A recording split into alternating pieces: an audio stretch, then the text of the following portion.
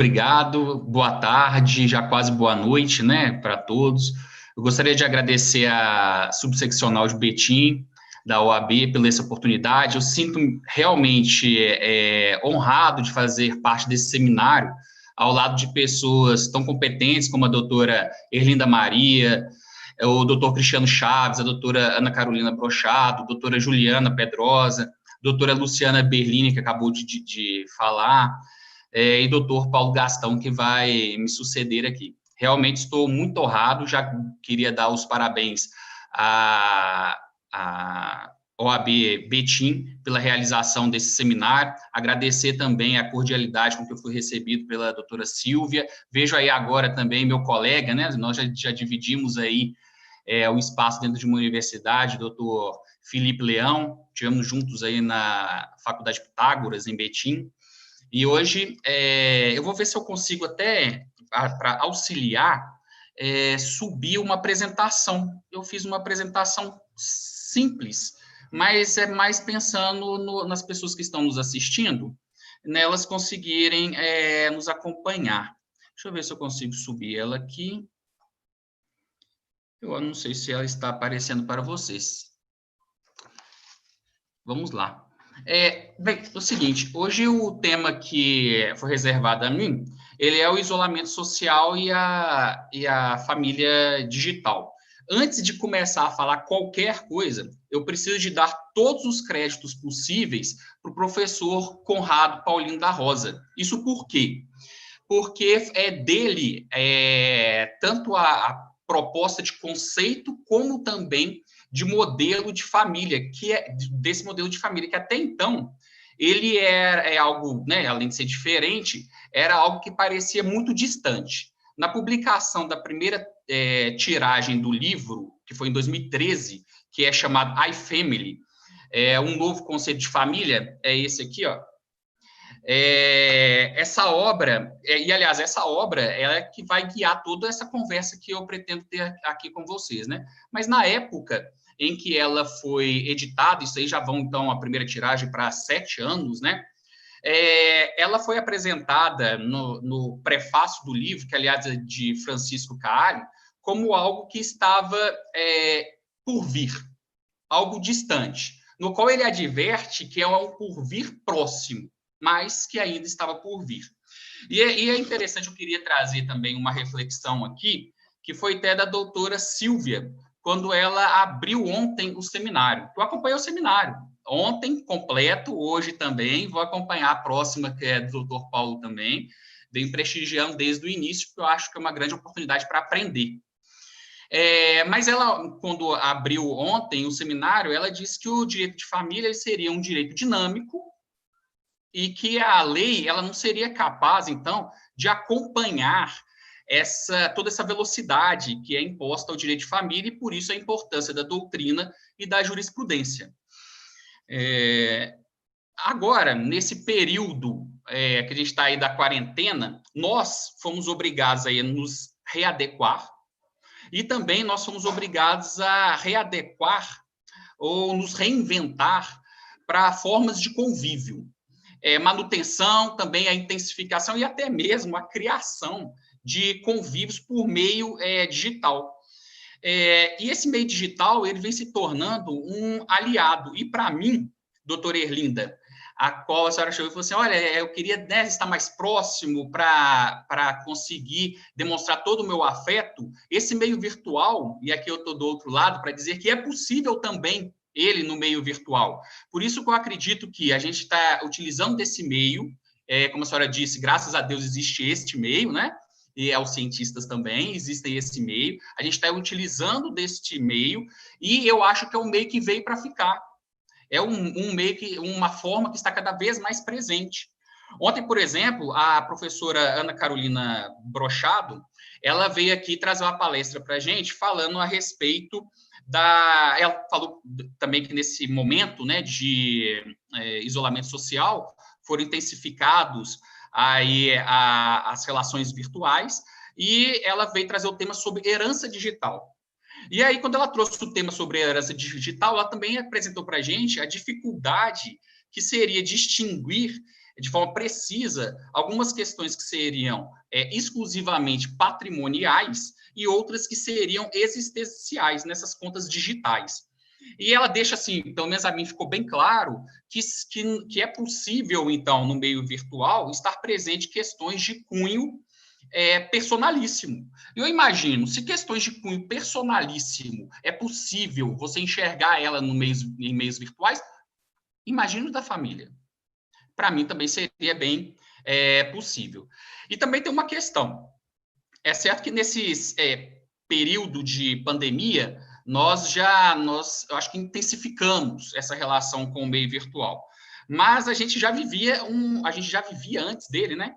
Um meio híbrido, vamos dizer assim. Isso porque o meio físico e o digital, eles acabaram não tendo aí grandes diferenças.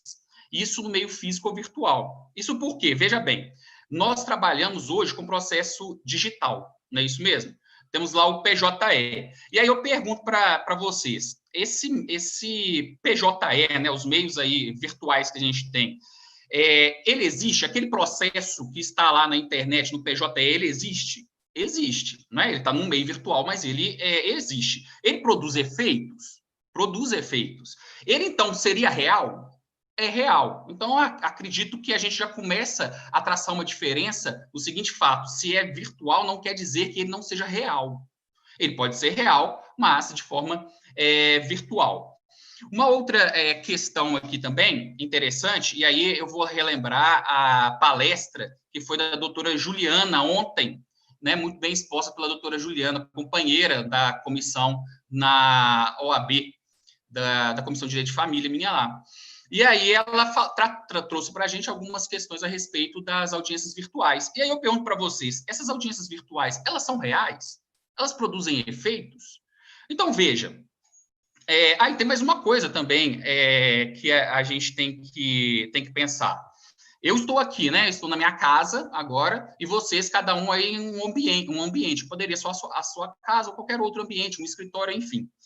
Eu sou real. Acredito que vocês do outro lado também. Então, veja, essa conferência que nós estamos fazendo aqui é por meio virtual, mas isso não quer dizer que eu não seja real, que as minhas palavras aqui também, que são apresentadas, não tenham essa característica e que vocês do outro lado também não sejam real. Então, veja, com isso, a gente percebe que o meio, a questão virtual, ela diz respeito somente ao meio e não essencialmente com relação à sua existência, à sua realidade ou não. Até porque a questão virtual, ela nada mais é do que uma simulação daquilo que é real. Então, ela produz efeitos como se ela tivesse acontecido em um meio físico.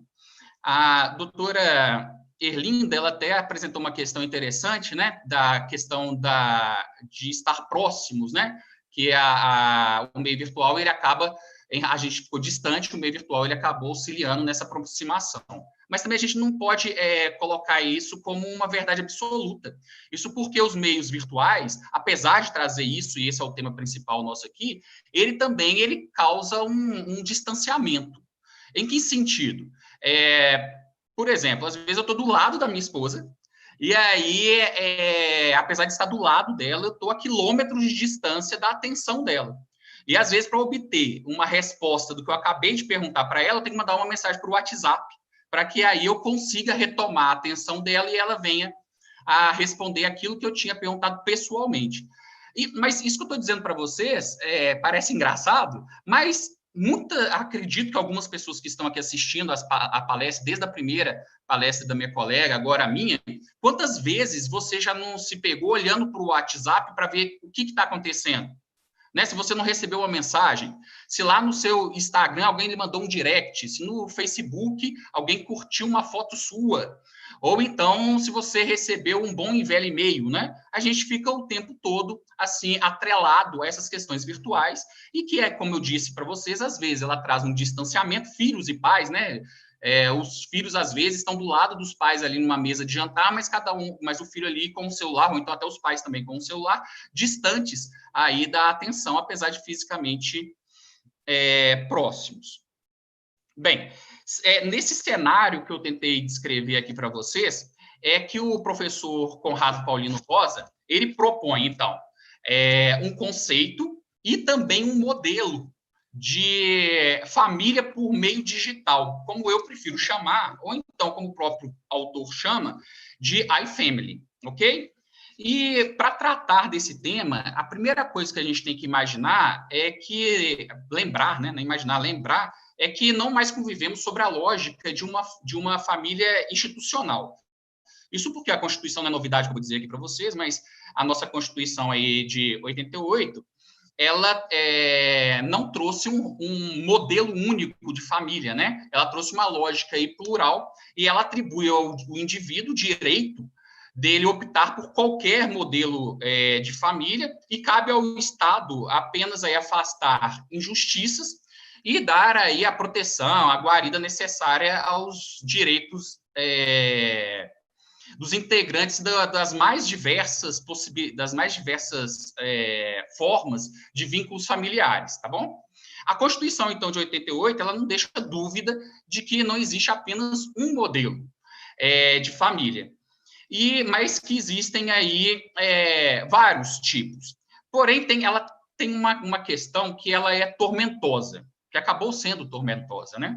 Que seria, em virtude dessa pluralidade de modelos de famílias, então a gente teria um desafio em conseguir delinear de forma mais precisa o conceito de família diante de uma complexidade de arranjos familiares que acabou sendo aí acolhido, né?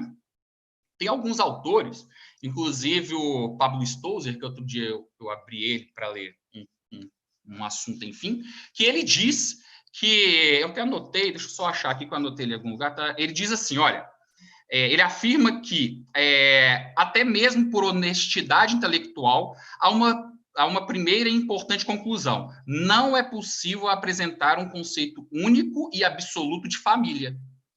Essa é a conclusão dele. Em razão dessa pluralidade, fica difícil de você conceituar família. Mas, já que aqui eu estou dialogando com vocês, né, e utilizando da obra do professor Conrado Paulino da Rosa, eu vou ser prepotente de apresentar alguma proposta baseada no que ele apresenta no livro, né?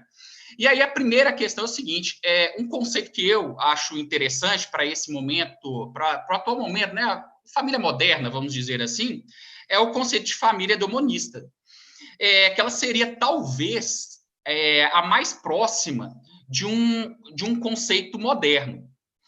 E isso porque ela acaba colocando a família, né, como um princípio, meio e fim de obtenção da felicidade pelo indivíduo, que, no final das contas, ele é o centro do direito e, portanto, ele deve ser, todo direito, né, deve ser construído e aplicado a ele.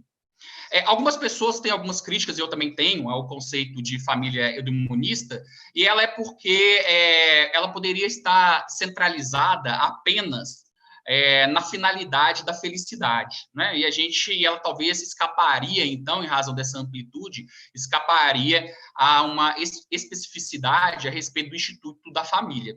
Mas aí, agora, voltando à obra de Conrado Paulino, ele ainda propõe o seguinte, somando ao conceito do humanista, a gente poderia inserir a ele, para completar, talvez, aí, deixar mais fechado o conceito, a necessidade da afetividade, e ela como uma mola propulsora da própria família.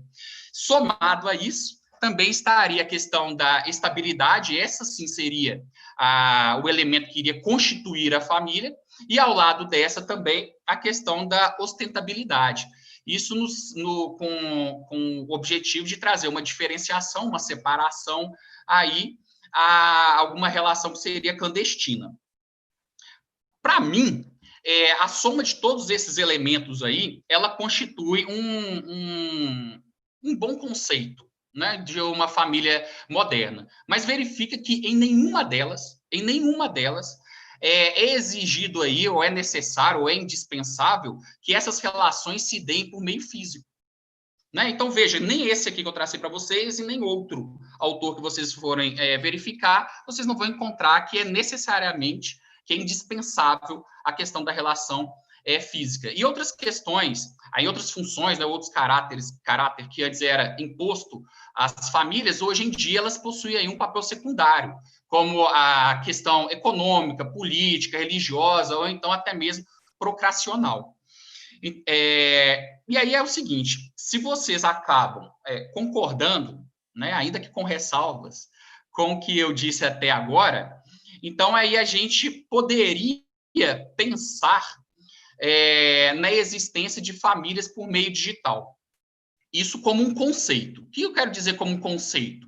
Isso quer dizer que ela poderia, né, seria aceitável, então, a gente fazer uma conjunção com outros modelos que já existem, né, com modelos aí convivenciais, matrimoniais ou monoparentais, enfim, ela poderia agir aí, ser apresentada, né, como um conceito e que ela iria atravessar todos os outros modelos que já existem. E aí, um exemplo para a gente pensar a respeito disso seria, por exemplo, um profissional, né, que ele trabalha viajando, ou então uma pessoa que, por algum problema de saúde, ela ficou distante dos seus familiares, e aí, por um curto período de tempo, ela é obrigada a ter um convívio com seus familiares por meio virtual. E veja que esse fato do convívio dele ser por meio virtual não significa que não vai haver uma família ou que aquela família ela foi desconstituída. Para isso, o autor ele chama essa família, esse tipo de iFamily, como iFamily provisória, ok? Porém, é o seguinte, além do conceito de família virtual, alguns também chamam assim, o autor também ele apresenta possibilidades de se instituir um modelo de família virtual. E esse modelo, então, ele estaria ali ao lado de famílias unipessoal, anaparental, pluriparental, extensivas, ou seja, um rol das várias variações que possuímos. E aí, um exemplo disso, e agora lembrando do que acabou de falar a professora Luciana Bertolini, ela deu um exemplo que seria o caso, né, dentro da explicação dela, que não tem muito a ver com o que eu vou dizer aqui, mas só o caso, ela falou a respeito da possibilidade de pessoas possuírem aí uma relação familiar e não dividirem o mesmo teto, não é isso? Eu assisti a palestra dela e ela deu um exemplo desse. E não dividirem o mesmo teto. Ela não dividir no mesmo teto, isso não impede que elas tenham uma relação próxima através de meios virtuais. Veja, seria um exemplo de uma família, e aí permanente, que utiliza como principal fonte da sua demonstração de afeto os meios virtuais. Outro exemplo disso aqui também poderia ser o caso em que pessoas, ainda mais que a gente está falando aqui para as pessoas dedicadas ao meio jurídico, né, elas façam um concurso público, cada uma para uma unidade regional da federação diferente, as duas passam num concurso público, vão assumir seus cargos, uma no estado, outra no outro, e aí fica difícil aquela relação física, né? E aí elas passam a ter uma relação também virtualizada. Veja, isso não vai descaracterizar a família, vai continuar sendo uma família, mas segundo Conrado, uma espécie de um modelo de família, melhor dizendo. Seria, então, um modelo de família. Uma outra questão aqui, que é também interessante, é o seguinte. Eu coloquei aí nesse slide para vocês alguns elementos que caracterizariam aí tanto o modelo quanto o conceito de família. E faltou um aqui, ó, essa ambiguidade. Qual que é a questão? A questão da ambiguidade é a possibilidade de estar sempre juntos. Ah, Renato, mas isso aí é uma característica das famílias, né? Ainda que você não esteja sempre junto ali fisicamente, você leva ela no coração e tal. Mas no modelo de família virtual, ela é um pouco diferente, ou melhor dizendo, mais profunda. Isso porque em qualquer lugar que você esteja, se tiver uma conexão com a internet, é possível você fazer ali uma videoconferência e você ver e sentir o afeto daquelas pessoas que compõem o seu núcleo familiar, ou mesmo a família extensiva, né? Compartilhar ali a qualquer momento. Você estaria sempre junto realmente, em qualquer lugar, em qualquer momento. Basta estar aí disponível. Bem, agora já encerrando o que eu tenho a dizer, que eu fiz uma apresentação, né, a respeito de conceito, a respeito de modelo, Eu queria indicar, se me permitem aqui, uma série. Não é nada de uma série de TV, né? Não é nada especial, extraordinário, não tem nada demais essa série, não, tá bom? Mas eu estou indicando ela porque ela trabalha a possibilidade de haver relacionamentos híbridos. Claro, gente, que ela é uma ficção, é uma série de ficção, mas ela trabalha aí a possibilidade de haver relacionamentos híbridos. O nome dessa série é Upload. Ela é da Prime Videos, da Amazon. Ela foi lançada em maio de 2020, a primeira temporada dela. E aí ela conta uma relação entre uma pessoa que faleceu, né?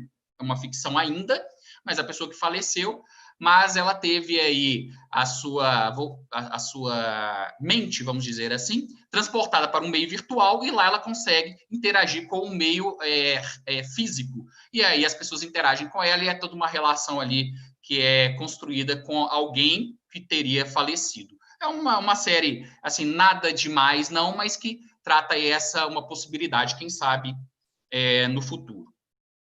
Por fim, eu gostaria de novamente agradecer a oportunidade que aqui foi me dada.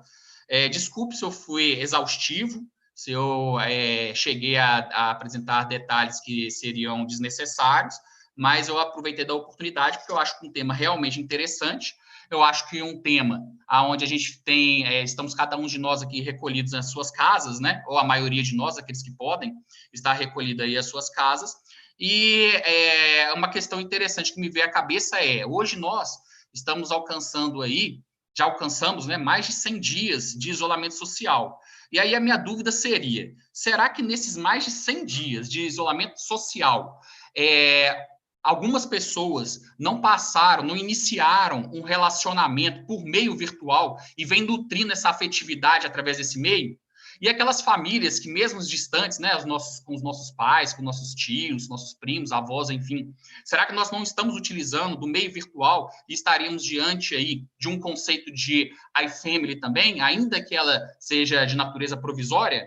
Então, eu acho que é algo que, em 2013, quando foi lançado o livro do professor Conrado, parecia estar um pouco distante, ainda que próximo.